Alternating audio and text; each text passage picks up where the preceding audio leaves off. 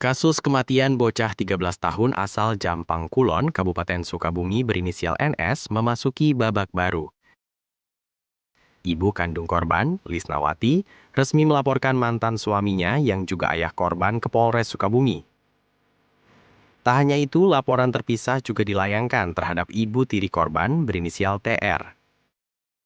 Langkah hukum ini membuka kemungkinan jerat pidana serius dalam kasus yang menyita perhatian publik tersebut.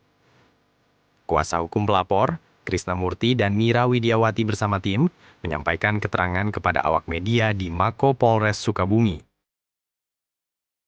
Mereka menegaskan laporan terhadap AS dilayangkan atas dugaan kelalaian dan pembiaran terhadap anak yang berujung pada kematian.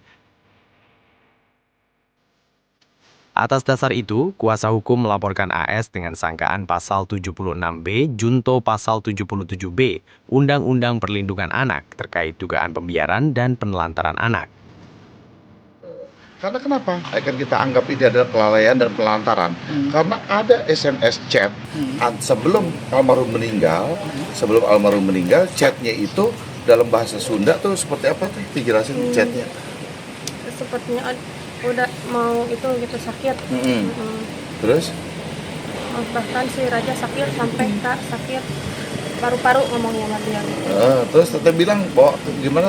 Jadi intinya begini, chat dari bapaknya Nizam ke ini tanggal 17 Februari ya.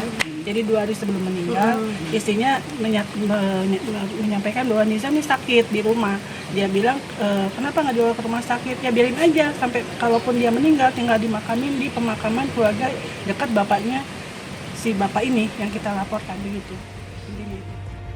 Sementara itu terhadap ibu tiri korban, TR, tim kuasa hukum melayangkan laporan terpisah atas dugaan pembunuhan berencana.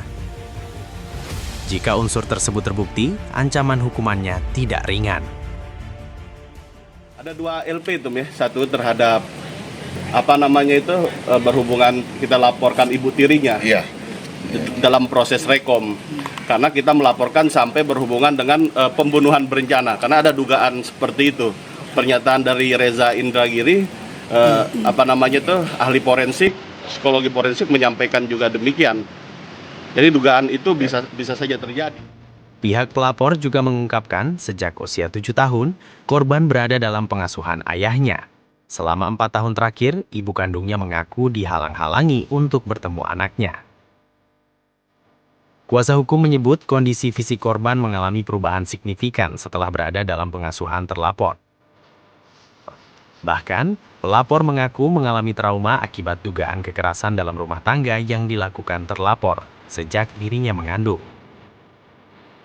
Rangkaian fakta ini kini menjadi bagian dari materi laporan yang akan didalami penyidik. Hingga saat ini, pihak kepolisian masih melakukan proses penyelidikan dan pendalaman atas laporan tersebut. Sejumlah pihak kemungkinan akan dipanggil untuk dimintai klarifikasi dan keterangan tambahan. Dari Kabupaten Sukabumi, Muri melaporkan untuk Jubir TV.